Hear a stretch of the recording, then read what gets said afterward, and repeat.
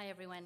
Thank you very much. I was able to address OMSSA last year. I talked about a social innovation wiki that we developed with the province of Ontario, so I'm very glad that you invited me back. I also realized that we're right next to the Eaton Centre, and HBC has the sale of the day, and Sears is closing, so thank you all very much for coming to listen to me instead of getting bargains. How many people have been to Mars? Yay. Well, OMSSA, I think you should have your next event at Mars because I would like to see more folks taking advantage of that. And right now, it's very focused on those that have a technology bent, and I'm trying really hard to get it focused on those with a social bent, so you can help me by having your conference there. So this is Mars. It's actually just at college and university. Used to stand for medical and related sciences. Doesn't stand for that anymore. Started when the University Health Network merged. We're in a beautiful old heritage building, the Toronto General Hospital. And we decided that instead of turning it into condos, which really Toronto needs so much more condos, that we'd actually do something cool with it. And so we came up with this concept of convergence innovation, which is how do we take the brilliant research that Canadians do and turn it into better health outcomes. And so if you go in that building, you will find intellectual property lawyers alongside scientists and researchers and venture capitalists and lots of other folks working to bring all those skills together and figure out a way to actually accelerate innovation. I also just want to say, I think Melissa just left, but Hatfield did come to Mars, and if you're into Twitter and you're following me on Twitter, you'll see a picture of him and I because I'm shameless about that kind of thing. So innovation is the key to solving the toughest problems in our world, says Bloomberg. And I always want to say that when folks like Bloomberg speak about it, they tend to often come from the world of technology, the world of venture capital. But I went to see Roger Martin, they just released their latest prosperity report, and he right up front said, when we're talking innovation, we're talking tech plus, and so we're the plus. The program that I run is called SIG, or Social Innovation Generation. It's a national collaborative across the country, and we're trying to create a culture of continuous social innovation. So what is it? Well, it can be defined as new products, services, and models that meet existing and new social needs more effectively than what we're already doing. It's innovation both in its ends and its means. Innovation that's not only good for society, but enhances society's capacity to act. An innovation that helps to deal with disruptive change through strengthening resilience, and I really want to underline that word, of individuals, communities, and society. What it's not is a panacea for everything. It's an approach, it's a lens, it's a way to tackle some of the challenges that we've been grappling with for a long time. But it's a very messy ecosystem. You've probably heard some of these terms bandied about, right? So everything from social enterprise to social purpose business to social economy, they're all part of, I think, what makes up an ecosystem. But if we start to get caught in definitions, we'll never get anywhere. And I actually really believe that social innovation is how we see ourselves as Canadians. If we stay on the right side, things like peacekeeping, the Women's Institute, universal health care, I mean, that's how we define ourselves as Canadians. These were all, in their day, profound social innovations. What we're not good at Canadians is communicating and celebrating and sharing. So I grew up at the time when you studied women's studies, and that's what I did. And here's what happened. I am reading a book from the UK of the top 100 social innovations of all time. And it says the modern day women's movement started in Stony Creek, Ontario. And I'm like, did I miss that day? How do I not know that, right? How do I not know this? It's because we don't actually celebrate it. We don't think about it. It's part of our identity. And that's something just to be aware of.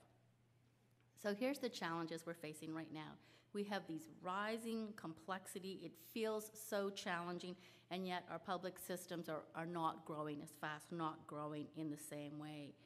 What does that actually look like? Well, we have economic and social challenges which are increasingly complex. We have public resources that are diminished. What happens when you add those together? Well, you get needs for social innovation, needs to reach out to society. We need new capital. We need new forms of engagement.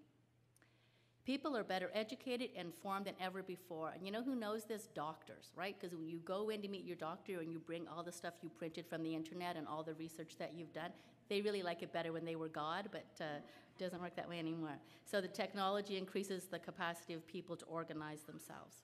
People want to be engaged and contribute to improving society, and government can use this capacity. So one of my themes is really co-creation. Society operates in networks, public sector largely operates in silos. We need for new solutions, and we need new approaches and new things of systems change. And I borrowed this slide from my colleague, Yuri van den Steenhoven, who is running the Mars Solutions Lab. It's a new change lab that we've just set up to try to tackle complex challenges in a neutral and safe environment. But the co-creation thing is really no longer is it good enough to have government of the people and for the people. We profoundly need government with the people. In the world of public sector innovation, you see things like, well, let's try to figure out what we're talking about. Well, bureaucracy has a rational character, right? So this is Weber. Rules, means, ends, matter-of-factness dominate its bearing. A bureaucratic organization is an organization that cannot correct its behavior by learning from its errors. Well, that's a problem. In an attempt to be both rational and egalitarian, bureaucracies attempt to anticipate every outcome and invent rules in advance to provide fair or appropriate access. These efforts are bound to fail because to minimize the negative effects of overregulation, bureaucracies tend to regulate even more, creating a vicious circle of red tape and reducing the room for servants to act. So when you Google innovation and public sector innovation, this is what you got. So we have an image problem, right? So something else I have to think about. But and also when you talk about this, what you hear a lot about in the world of public sector innovation is anti-red tape movements, saving money as a driver. And actually saving money should be an outcome, one of the outcomes we're going for, but not necessarily it. So what are some other cool trends? And this is another one of Yuri's slides that I stole because it's like City Hall. So economic and social challenges are increasingly complex. There are multiple global crises. Public resources are decreasing. Institutions operate in old structures. You must have had lots of discussions about silos.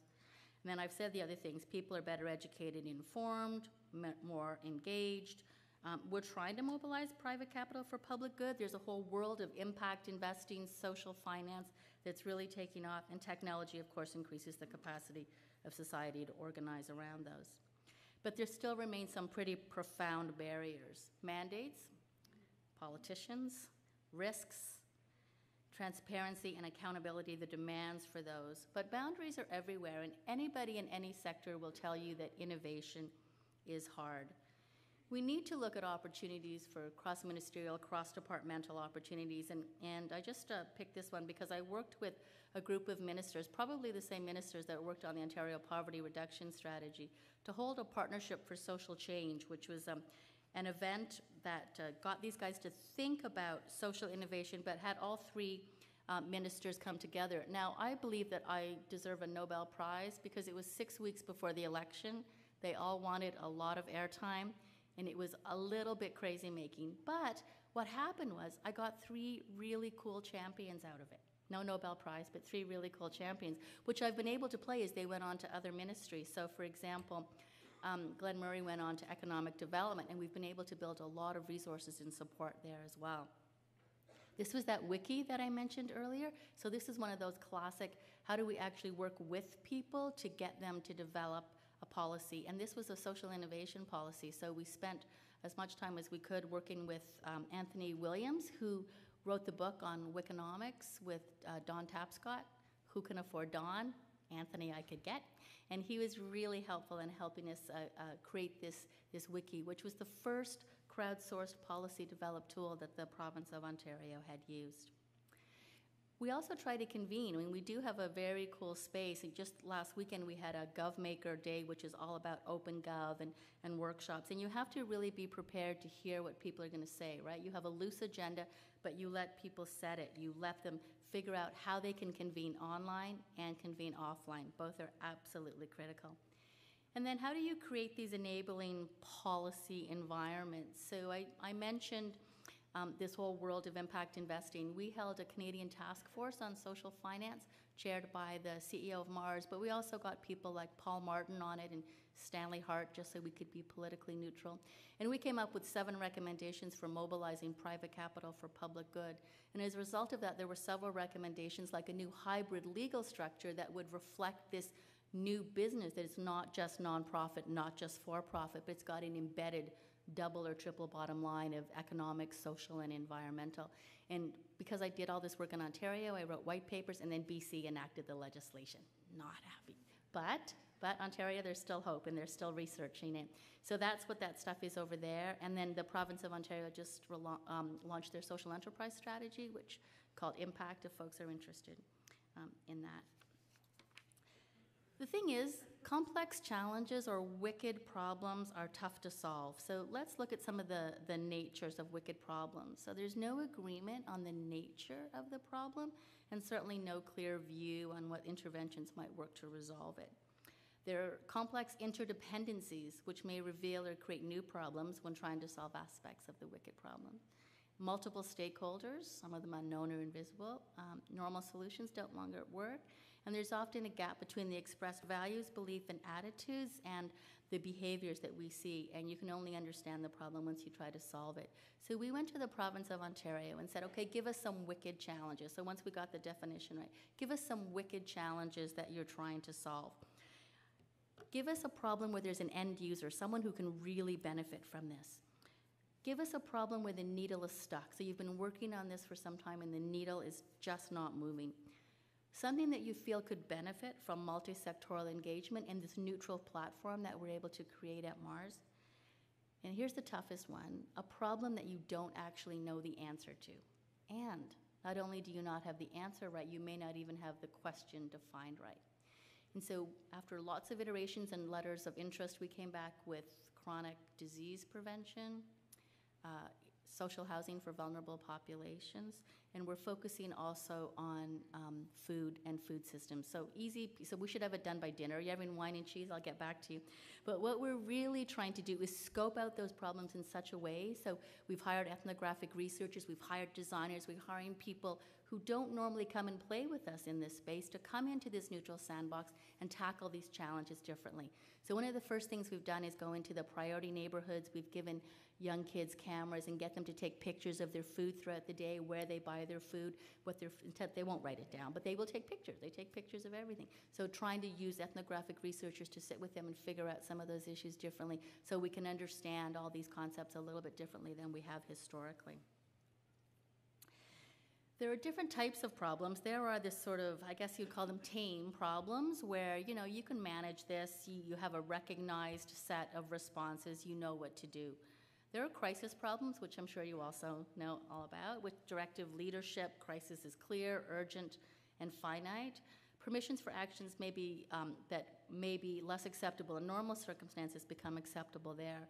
But here's what you need to solve wicked problems. You need adaptive leadership that's difficult to recognize and solve due to systemic characterizations.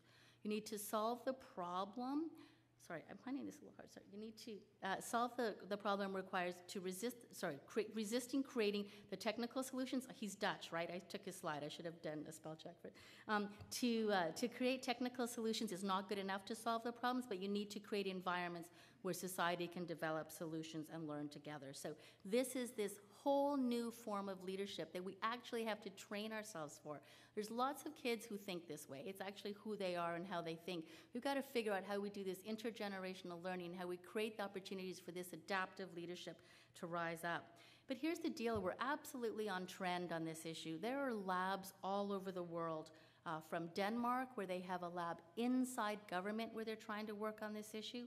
GovLab in the in the US is part of New York University. Nesta in the UK, which has a very interesting innovation lab. Kennisland in the Netherlands, where I stole this guy. And then the Center for Social Impact in Australia. So we looked at all of those models, figured out what could work, and we tried to develop a model that was made in Canada, but recognized that stuff could happen in government and stuff could happen in community, but this adjacency, this linkage was very important, and that's how we've came up with ours. So let's think about how we currently create systems change. So right now we think about it in a very sort of entrepreneurial or scientific model. We have a hypothesis, we do our research, we test it, and we move to market. But in the solutions world, which is, you go down to the pink one, in the solutions world, we need design frameworks. We need to think about this from a citizen-centered perspective. We need to prototype as opposed to pilot. We live in the land of pilots, right? But prototyping is rapid iteration. It's like the lean startup model applied here, where you know you're not going to get it right, and you need to rapid prototype and correct, and you need to think about scale from the very beginning. All solutions are local, but if we can't think about how we're going to understand the min specs of those and how we're going to not replicate, not just grow it from an entrepreneurial point of view, but actually scale it based on what we know creates systems change, then we're not any further ahead. But your world is even more complicated. How do we achieve policy change, which is the purple section? Well, you need to frame problems, vision, get everyone on side in a joint vision, make sure you've got the evidence, and then make sure it's saleable at the political level. And then finally, what people don't talk about when they're talking about systems change enough is the people, which is the last column. So you have a bunch of people that are always going to maintain the status quo. You have about 5% of the population who are innovators, which is wonderful, and in government, 5% is about right, because I don't want you completely innovating and creating crisis, right? But then you have the early adopters, and then once you get to the about 50% level, you get the early majority, and that's when you begin to see systems tipping. That's what you really want to see happen. So what do I think at the end? I think that perfection is the enemy of good, and really you got to get in there and you got to make it happen. I think you've got to look at the culture that you're living in. You've got to invest in innovation skills. You've got to invest in creating this culture of innovation, and you've got to look at the leadership that's around you. How do we create spaces and structures that are going to enable this to happen? I want you to think about something that allows you to bring all your skills and expertise and policy development and what you know and figure out opportunities to allow that co-creation to happen with government. I was just waiting and listening, and I flipped on my BlackBerry, and the Ash Center at the Harvard Kennedy School has just put out a brand new series of reports on insights on improving the local landscape for innovation. So you have to think about what is out there, how can we learn from others, how can we steal the absolute best and get the Canada that we deserve. Thank you very much.